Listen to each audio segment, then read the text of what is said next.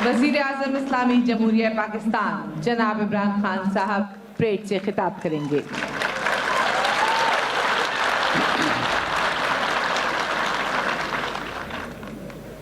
बिस्मिल्लाहिर्रहमानिर्रहीम। इय्याका नअबुदु व इय्याका नस्तईन। सबसे पहले तो मैं आज जो हमारे सामने खड़े हुए पुलिस में पास आउट किया, जिन्होंने, आज मैं आपको मुबारक देता हूँ, खराज तहसीन पेश करता हूँ।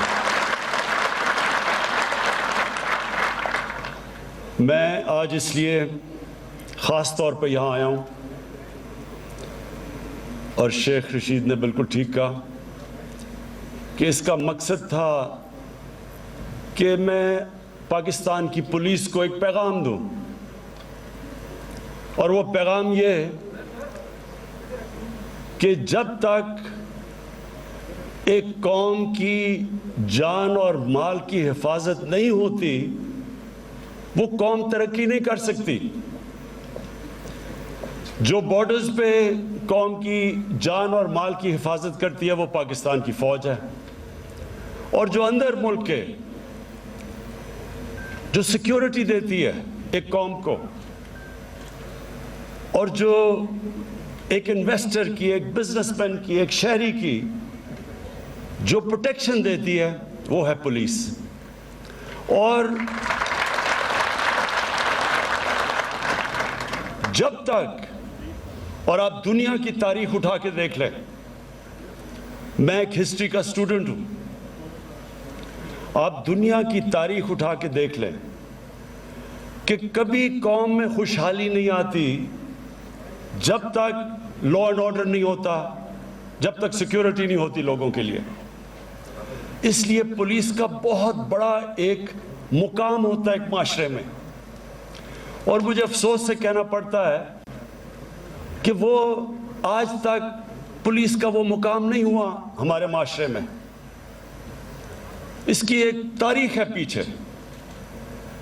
गुलामी का दौर था, अंग्रेज़ की पुलिस थी, तो अंग्रेज़ पुलिस से गलत हरकतें करवाता था, लोगों को दबाता था, लोगों के हकूक़ ख़त्म करता था, पुलिस से लोगों को खौफ था। वही अंग्रेज़ अपने मुल्क में, पुलिस वहाँ उस तरह की नहीं थी। अपने मुल्क में जो पुलिस थी वो शहरियों की देखभाल करती थी, शहरी उसको अपना समझते थे। लेकिन क्योंकि यहाँ हमें ग़ुलाम बनाया हुआ था और हुकूमत करता था, तो पुलिस का रवैया यहाँ मुख्तलिफ था। मैं आज इसलिए आया हूँ,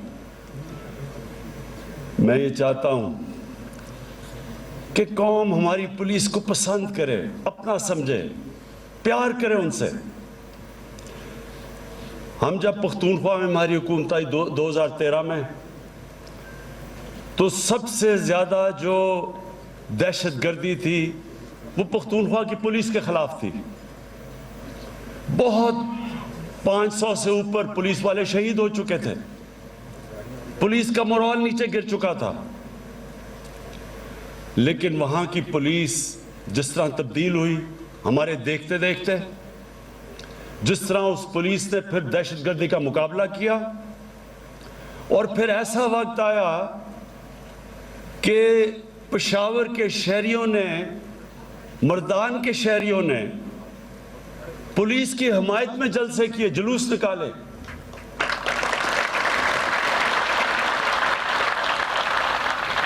और मुझे बड़ा फख्र हुआ कि अपनी आंखों के सामने मैंने उस पुलिस को बदलते देखा। तो मैं आज आपको भी, क्योंकि आपने आज पास आउट किया है, आपको मैं अपनी ज़िंदगी के तजर्बे से और जो मेरा अल्लाह में ईमान है उससे आपको एक एडवाइस देना चाहता हूँ। ये अपनी ज़िंदगी में हमेशा ये बात याद रखना, यही मैं एडवाइस अपने बच्चों को देता हूँ कि जब हम अल्लाह से नमाज में सिर्फ़ एक चीज़ मांगते हैं कि अल्लाह उनके रास्ते पे लगा जिनको तूने नेमतें बख्शी, उनके नहीं जो अपनी तबाही के रास्ते पे निकल गए। ہمیشہ آپ کے سامنے میں دو راستے آئیں گے. ہر انسان کے سامنے میں کبھی نہ کبھی اس کو فیصلہ کرنا پڑ جاتا ہے, دو مختلف چوائسز آ جاتی ہیں. میں جب کرکٹ میں اوپر آ رہا تھا تو میرے سامنے بھی یہ دو راستے آ گئے. ساؤتھ افریقہ میں ان دنوں میں کرکٹ کھیلتے تھے, وہ اپارٹھائیڈ کی رجیم تھی, یو این کی سینکشنز تھیں, تو بڑے پیسے دیتے تھے ساؤتھ افریقہ کرکٹ کھیلنے کے لیے. تو بڑا مجھے پیسہ آفر ہوا کہ آپ ساؤتھ افریقہ آ کے کرکٹ کھیلیں. لیکن اگر میں کرکٹ کھیلتا تھا ان کے لیے تو میں ایک رجیم جو کہ ریسسٹ رجیم تھی, اپارٹھائیڈ کی رجیم تھی, میں نے اس کو سپورٹ کرنا تھا. تو پیسہ تو مل جانا تھا لیکن عزت نہیں ملنی تھی. پھر جب میں کیپٹن بنا, پہلے ہی کیپٹن میں مجھے ایک ہندوستان کے کسی بکی نے آفر کیا کہ اگر آپ ٹاس کا میں فیصلہ بتا دیں تو آپ کو اتنے پیسے دیں گے. ان دنوں میں بڑا پیسہ تھا وہ. تو یہ یاد رکھنا کہ یہ ہر انسان کو یہ دو راستے, ایک شیطانیت کا راستہ ہے, ایک انسان کی عظمت کا راستہ ہے. ایک راستہ وہ ہے جو اللہ قرآن میں ہمیں کہتا ہے کہ نبی صلی اللہ علیہ وسلم کے راستے پہ چلو, ان کی سنت پہ چلو. وہ راستہ آسان راستہ نہیں ہے. کئی دفعہ جو آپ آسان راستہ سمجھتے ہیں وہ آپ کی تباہی کا راستہ ہے. تو آپ کو ہمیشہ یہ چوائسز کرنی پڑیں گی. اور یہ میں آپ سے بالکل, یہ جو شیخ رشید نے کہا, یہ بالکل آپ کی بات ٹھیک ہے. میں سمجھتا ہوں کہ آپ کو بھی جو تنخواہ ملتی ہے وہ کافی نہیں ہے, بلکہ آپ کو نہیں, ہمارے کتنے تنخواہ دار طبقہ ہے, کیونکہ مہنگائی بڑھتی گئی ہے کئی سالوں سے, تو اس کی وجہ سے تنخواہیں اتنی نہیں جتنی ملنی چاہیے. تو آسان ہوتا ہے کہ چلے یہ راستہ لے لیں, پیسہ مل جائے گا, صرف ضمیر بیچنا ہوتا ہے. لیکن میں آج آپ کو یہ کہتا ہوں کہ قرآن میں اللہ نے واضح لکھا ہوا ہے کہ رزق اللہ کے ہاتھ میں ہے. آپ جو آپ حلال کی بھی کما سکتے ہیں, حرام کی بھی کما سکتے ہیں, لیکن قرآن میں واضح ہے کہ رزق اس کے ہاتھ میں ہے. میں نے اپنی زندگی میں دیکھا, اور شیخ رشید نے بھی اسی ٹائم پہ دیکھا ہوگا, وہ سیاستدان جن کو اللہ نے اتنا موقع دیا, ملک کے سربراہ بنا دیے, اور ان کے سامنے بھی یہ دو راستے تھے. وہ بھی حلال کی کمائی بھی کر سکتے تھے, اور بہت بڑی ایک عزت ہوتی ہے ملک کا سربراہ بننا. لیکن جس راستے پہ وہ نکل گئے, آپ کے سامنے آج وہ عبرت کا نشان بنے ہوئے ہیں. ان کے پاس آج اتنا پیسہ ہے, ان کو خود نہیں پتا کتنا پیسہ ہے, لیکن کبھی ہسپتالوں میں جا رہے ہیں, کبھی ملک سے باہر جا رہے ہیں, کبھی بچے باہر جا رہے ہیں, بچے باہر بھاگے ہوئے ہیں. کئی بچے کو جھوٹ بولنا پڑ رہا ہے باپوں کی چوری کو بچانے کے لیے. کیا فائدہ اس پیسے کا؟ یہ پیسہ اللہ کا عذاب ہے.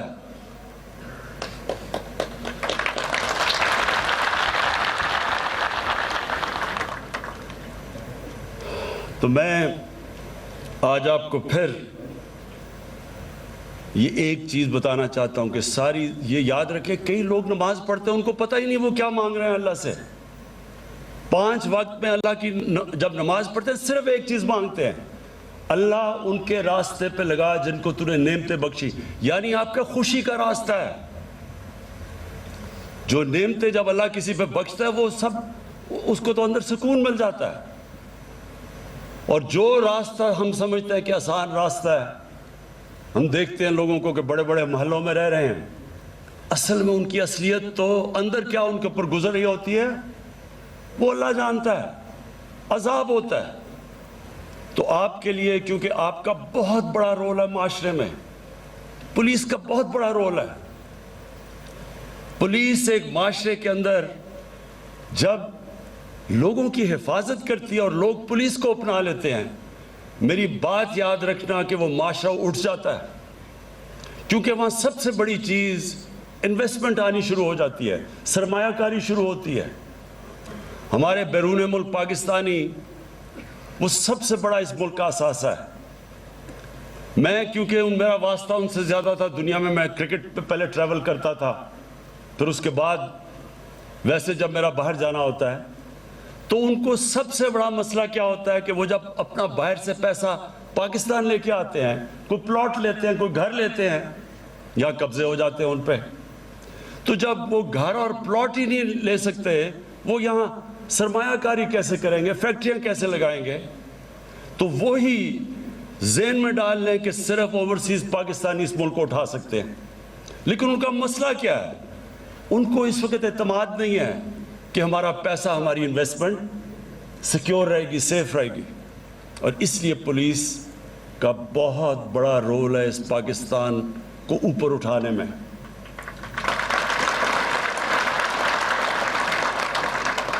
میں آپ کو آج سب سے پہلے تو یہ کہتا ہوں کہ جو آپ کی تنخواہیں پنجاب سے نیچی ہیں, انشاءاللہ میں ابھی آج جا کے بات کروں گا حفیظ شیخ سے.